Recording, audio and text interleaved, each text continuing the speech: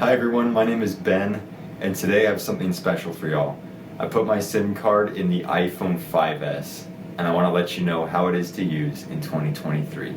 Let's get right into it. Now, my favorite part about the phone has been just the feel of it in the hand. It fits perfectly in the hand, and you can reach the corners of the screen so nicely. I think there's really nothing else that's quite like this in 2023, maybe outside of the iPhone 13 mini. But just the way that it looks and feels is really... One of the coolest parts about this phone is just how easily it just flips right into your pocket. You almost forget that it's even there in your pocket just because it's so small and so light. Now let's get into the most interesting part about this phone, and that is, what is it like to actually use this phone now in 2023? And it's interesting. Overall, the performance on this phone is really not bad at all. If we stick to the stock applications on here, calendar opens quickly, photos opens quickly, the clock opens quickly enough. And considering this phone is a decade old, it's pretty amazing that it can do those functions smoothly and without much lag at all. Honestly, it's aged beautifully for how old it is. And I think a lot of that has to be attributed to the Apple A7 chip that's in this thing. It still has pretty solid performance that probably isn't too far off the lowest end Android phones that are still sold new today in 2023. Now, there is a problem though, and that comes in app support. Since this is running iOS 12, you're going to see messages like this oftentimes when you open an app. Update required, these versions of iOS are no longer supported.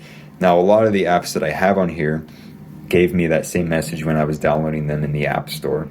You'll see a message that says, oh, you're going to have to download an older version of this app because you need at least iOS 15 or 14 to be able to run them. And you're going to get that a lot on the iPhone 5S.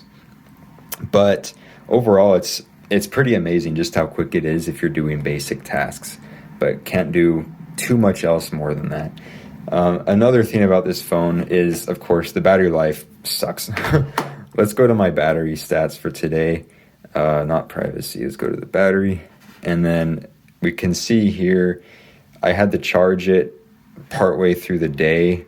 It just crashed at about 10%, 15% today, all the way down to 0. And it was kind of a mess to try to use it actually as a phone in 2023. However, something that surprised me with its quality was the camera. Now, you can see this shot here. It's going to be hard to tell on the camera, but it's a nice, clear shot that I got outside. Now, if you zoom in, there's hardly any detail to the shot, but the cameras and the overall color reproduction here are really solid. Likewise, with this selfie, you can see my hair. There's a lot of detail in the hair, and there's good colors and good contrast to the photos that come out of it. So I think it's really pretty impressive, the photos that you're able to take with this phone, in spite of its age. Another thing that's surprisingly aged well with the phone is Touch ID. It's amazing how quick it is. This is the very first iteration of Touch ID that came in the iPhone here with the 5S. And it does the job. It does it super well. I would say it probably takes a little bit longer to set up than more modern iPhones, but when you're actually just using it, it works, and it works quickly.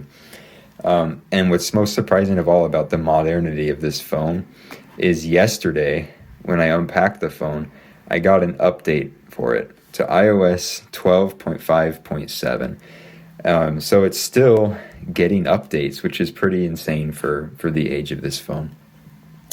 And those are just going to be security updates for the most part. Of course, this isn't on the most modern version of iOS, but you're getting that continued care and support from Apple. So overall, this is a stunning phone, and it's aged surprisingly well for what it is.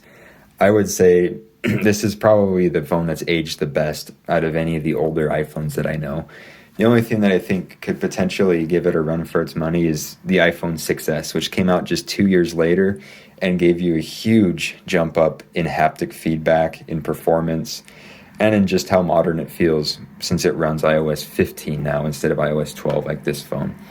And that brings me to mind something that I did notice today is the haptic feedback on this phone is horrendous. I had it sitting on the table in class, and I heard the vibration motor go off when my dad tried to call me. And was terrible. It just was rattly and it was banging the entire table, and the entire class looked at me. So that is one of the things that has not aged well about this phone, is those haptics. And you're going to get a huge improvement on that if you go to a more modern iPhone like the 6S or 7 or 8.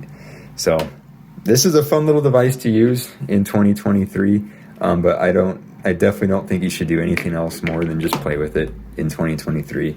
And if you still happen to have one, bravo to you, but I think you can get a much nicer phone for not much more money now on eBay.